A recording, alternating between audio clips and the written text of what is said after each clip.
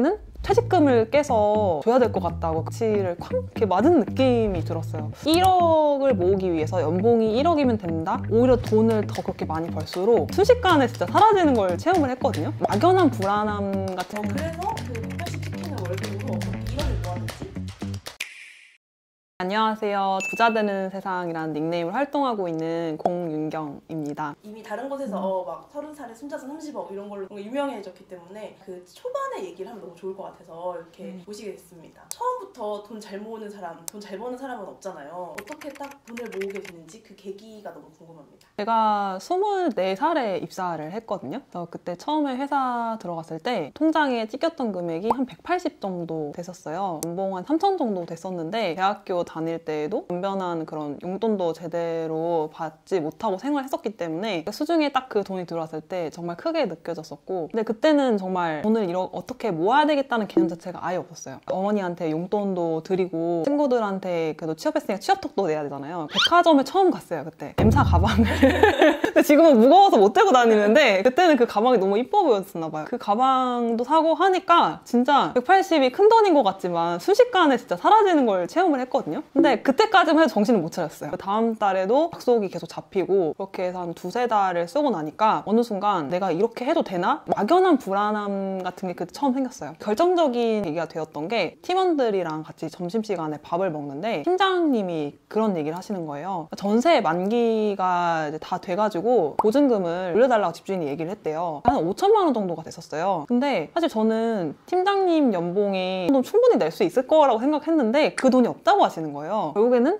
퇴직금을 깨서 줘야 될 것 같다고 그 얘기를 딱 듣는 순간 약간 머리에 약간 망치를 쾅 이렇게 맞은 느낌이 들었어요. 아니 나보다 훨씬 더 회사 생활도 오래 했고 연봉도 나보다 훨씬 높은데 왜 5천만 원이 없어서 퇴직금을 깬다고 하시지? 집에 와서 곰곰이 생각해보니까 나도 열심히 이제 회사 생활 하다 보면은 그들과 똑같은 어떻게 보면 팀장이 될 수도 있는데 그 고민을 나도 할 수 있겠구나 생각이 들더라고요. 그 당시에 이제 수중에 모아놓은 돈 자체가 거의 없었고 그때 딱 정신을 차렸던 것 같아요. 일단은 내가 지금 당장 할 수 있는 게 돈부터 모으는 거다라는 생각이 들어서 모으기 시작을 했고요. 많은 분들이 1억을 모으기 위해서 연봉이 1억이면 된다? 그렇게 막연하게 생각을 하는데 오히려 돈을 더 그렇게 많이 벌수록 못 모으시더라고요. 연봉이 한 2,400? 완전 최저시급 하시는 분들이 보면은 한 3천만, 4천만 원씩 모으는 경우 꽤 많거든요. 근데 저도 1년에 3천, 연봉 3천에 2천을 모았어요. 지금만 생각해보니까 내 현실을 깨닫고 더 빨리 돈을 모아야 되겠다라는 그 자각을 빨리 했던 게 진짜 컸던 것 같아요. 그때보다 되게 빨리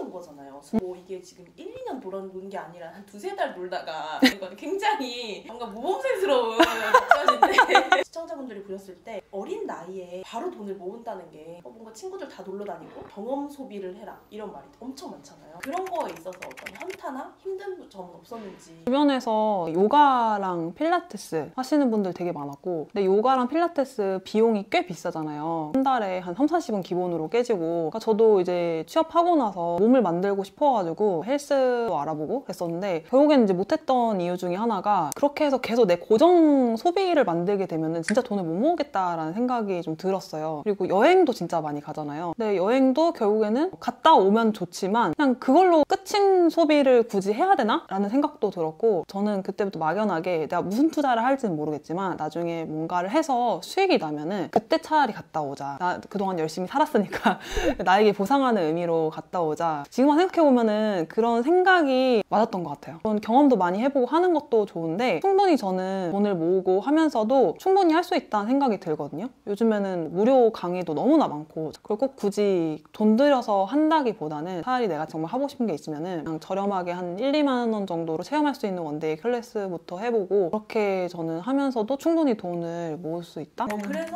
그 180치킨의 월급으로 어떻게 1억을 모았는지 너무 궁금하실 것 같아요. 1년 정도는 이제 순수하게 정말 짠테크로만 2천을 모았었고요. 그 다음부터는 투자를 이제 병행하면서 돈을 모았었거든요. 일단 커피부터 끊었던 것 같아요. 그러니까 커피를 아예 안 마신다는 게 아니라 회사 그 탕비실 가면은 항상 A로 시작하는 그 커피가 항상 있었어요. 사람들이 그거 절대 안 마셨거든요. 왜 다 나가서 마시니까. 그때 저도 하루에 진짜 오전에 한 번, 오후에 한 번 이렇게 꼭 마셨거든요. 처음엔 그 끊는 게 너무 힘들었어요. 내가 돈을 모으려고 보다 보니까 한 달에 커피 비용으로만 몇만 원씩 그냥 나가는 거예요. 내가 할 수 있는 것부터 한번 해보자. 내가 뭐 마시는 커피를 당장 포기하더라도 그냥 마시는 게 중요한 거지. 무슨 브랜드의 커피를 먹느냐가 중요한 게 아니잖아요. 그것부터 이제 시작을 했었고, 이제 교통비를 이제 버스랑 지하철 같이 이제 환승하면서 나가는 비용이 꽤 됐었어요. 그것도 한 10몇만 원씩 나가더라고요. 전기권을 딱 끊었어요. 한 5만 5천 원? 그러니까 그것도 거의 절반 이하로 줄일 수 있었던 것 같거든요. 데이트 비용도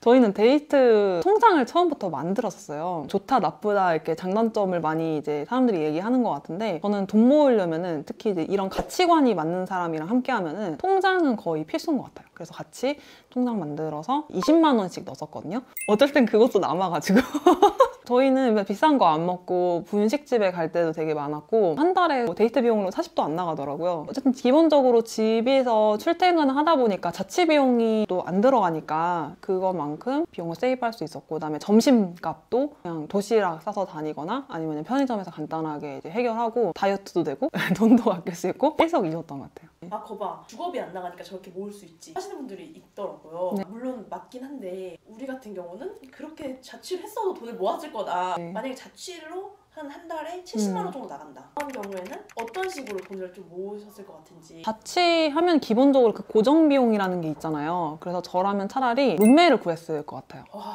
공동생활이잖아요. 가족이랑 같이 사는 것도 자취의 목적이 뭐 혼자 살기 위함인 것도 있지만 또 부득이하게 직장이랑 집이랑 멀어서 어쩔 수 없이 독립을 해야 되는 경우도 있잖아요. 그러니까 저라면 차라리 약간 쉐어하우스 느낌으로 해서 같이 그 집을 이제 사용할 수 있는, 나랑 좀 생활 패턴이 잘 맞는 사람을 좀 구해볼 것 같아요. 이렇게 해서 한 절반은 확 줄어들잖아요. 그럼 그때부터 같이 뭐 밥 먹는 것도 뭐 반반씩 부담해서 먹을 수 있고, 식비, 생활비 다 절반으로 이렇게 줄일 수 있으니까 저는 그렇게 하면 어떨까라는 생각이 좀 들거든요. 저는 이제 국내에 있으면서 자취해봤던 경험은 없는데 외국에 나왔을 때 그렇게 해서 생활했던 적이 있어요. 거부감이 들 수도 있는데 그래도 막 한번 해보면은 생각보다 그래도 해볼만 하네? 라는 생각이 저는 든다고 생각하거든요. 그래서 한번 그렇게 실천해보시면 좋지 않을까.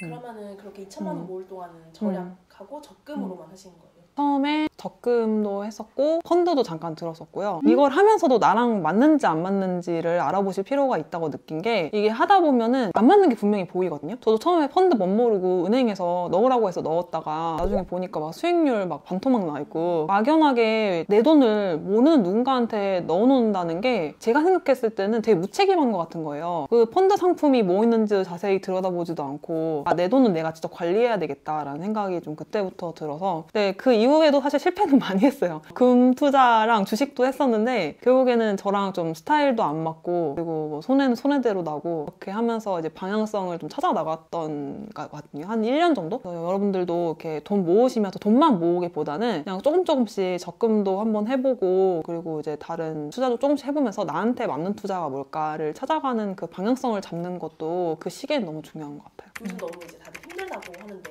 그거에 대해서 어떻게 생각하는지 그것도 궁금해요. 요즘에 이제 금리가 많이 올라가니까 많은 분들이 이자에 대한 부담? 이런 거 느끼시는 분들이 되게 많은 것 같더라고요. 근데 오히려 저는 이 시기를 좀 잘 활용하면은 그 속에서 오히려 기회를 찾을 수 있다 생각하거든요. 길거리 지나가다 보면은 특판이라고 붙어 있어서 막 금리 막 6%, 7% 이런 상품들이 꽤 많이 보이더라고요. 차라리 그런 걸 잘 활용해서 내가 지금 당장 뭔가 돈을 불릴 수 있는 상황이 안 된다면 저축을 하면서 차라리 그런 적금에 한 달에 20만 원, 30만 원씩 어차피 통장 안에 넣어놓을 거 그런 데다가 넣어놓으면서 돈을 모아 나가는 것도 되게 의미가 있다고 생각하거든요. 대신에 이제 그 잘 보셔야 되는 게 기본금리가 있고, 특판 같은 경우에는 우대금리가 있는데 자세히 보시면은 그 속에 또 함정이 많이 있어요. 그러니까 이번에 13% 금리가 나온 거 알고 계세요? 그 자세히 보면은 이번에 월드컵 하잖아요. 월드컵 4강에 진출해야지 7% 특별금리를 주는 경우도 있고 막 그렇더라고요. 현실적으로 제일 중요한 거는 기본 금리가 몇 %대인지를 먼저 확인을 하시고, 거기에 플러스 이제 우대금리 붙는 게 내가 과연 내 스스로한테 생각했을 때 적용할 수 있는 건지. 그러니까 보면 뭐 주거래 은행 개설해주면 우대금리 적용해주고 이런 건 사실 할 수 있는 건데, 마케팅 동의해야지 우대금리 뭐 0.3% 주고 이런 거는 고민이 될 수 있잖아요. 그럼 결국엔 이것저것 계산해봤을 때 생각보다 금리 자체가 높지 않을 수 있거든요. 상품을 충분히 저는 알아보시고 나한테 맞는 그런 적금 선택하시면 좋을 것 같아요. 내 집 마련했던 얘기는 제가 다음 영상에서 소개해 드리도록 하겠습니다.